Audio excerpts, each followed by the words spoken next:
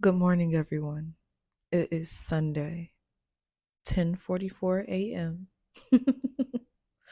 Weird coincidence, huh? What are we going to talk about today? We are going to talk about the messages from the Agungun surrounding not only the day Sunday, but what it is that we should remember during this season and during this time. This morning, the ancestors come with a message of patience, of forgiveness, of self exploration, and kindness within oneself so that we can learn how to deal with disappointment in a more progressive manner. So, let's talk about it, you guys. The Five of Spades. What do we know about the Five of Spades? Well, if you've been studying the Cartomancy series, right, available at the Hoodoo Shoppe, then you know that the Five of Spades in the playing cards represents physical movement.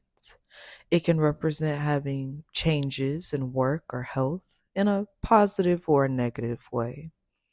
But with the Five of Spades, the ancestors talk about this being a time of change. And similar to our last message in our previous episode, they remind us that change is not bad.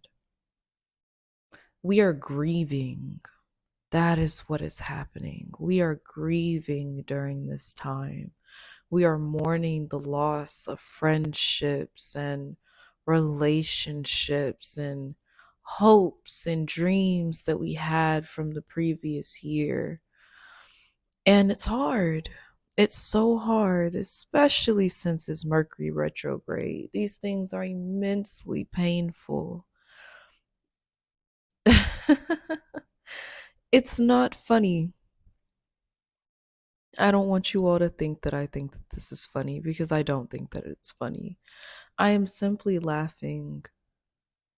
You all know when we watch children kind of lose their minds over small things or things that we feel are small.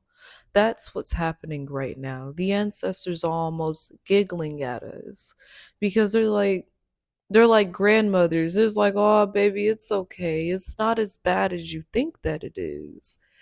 In a month or two, we won't even remember what it was that we were so sad about on Sunday, January 7th at 10:47 a.m. We won't.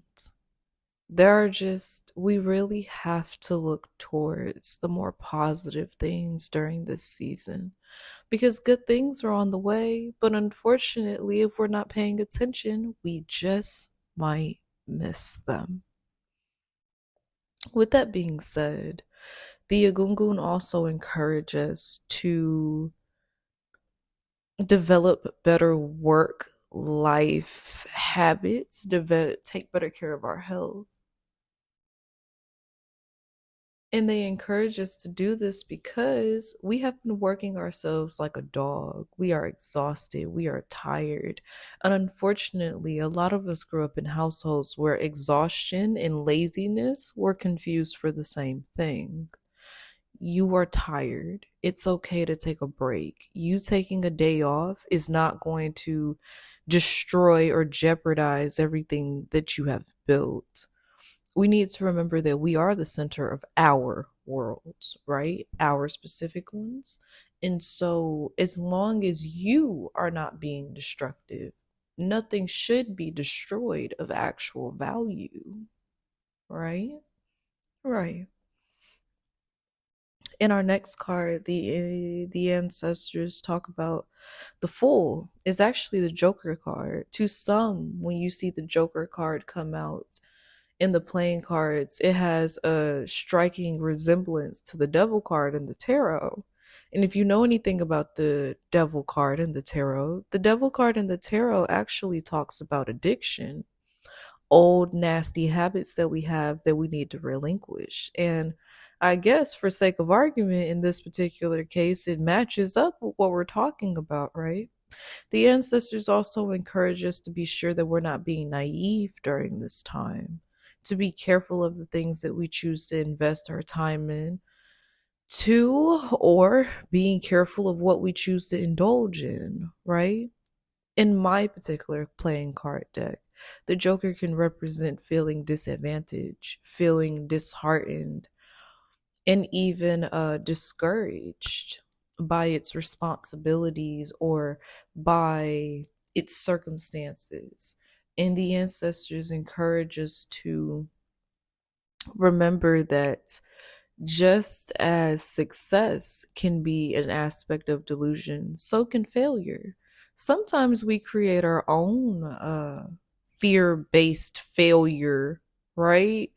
We will sit here and feel like I don't deserve to have all of these things. I don't deserve a beautiful home. I don't deserve joy. I don't deserve love. I don't deserve a partner or a spouse that can genuinely give me the things that I want and be kind about it, right? I don't deserve a friendship. I don't deserve community. And the ancestors first intervened to say that all of those things are the furthest from the truth, but to remind us those are aspects of our own fears that have created these delusions surrounding being alone. They remind us to this is why they've been talking about us focusing on gratitude during this time. If you remember from our previous episodes on A Goddess's Woes, we talked about gratitude and how important it is during this season, because without gratitude, we could lose sight of what's really important. It's not them calling us ungrateful. They are simply reminding us to be grateful for the things that we have instead of beating ourselves up over the things that we do not. And last but not least, we have the King of Diamonds. The King of Diamonds, keep in mind, all of these cards came out in reverse. The King of Diamonds in reverse. Whoo, child. The King of Diamonds talks about mastery, mastery over our finances, mastery over our business, mastery over our ability to create and multiply and manifest wealth. Without adhering to the guidance that the ancestors have given us during this message, we won't have the things that we need. I think we need to focus on the things that we do have. Sometimes we will view failure as the things that we don't have, and we shouldn't. I believe that's what this message is talking about.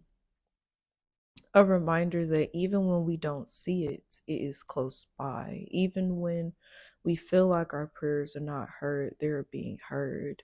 It's a reminder that you will be successful. Success really is in the, beauty is in the eyes of the beholder. So is value.